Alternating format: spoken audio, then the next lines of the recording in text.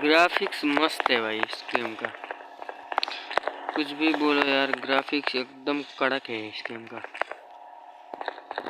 मैंने आज ही डाउनलोड किया हूँ और मेरे को बहुत ही अच्छा लगा ये गेम। बस ये कुछ मैं भूल रहा हूँ, पता नहीं, वरना ग्राफिक्स तो यार देखो ना भाई, कितना मस्त वाला ग्राफिक्स है।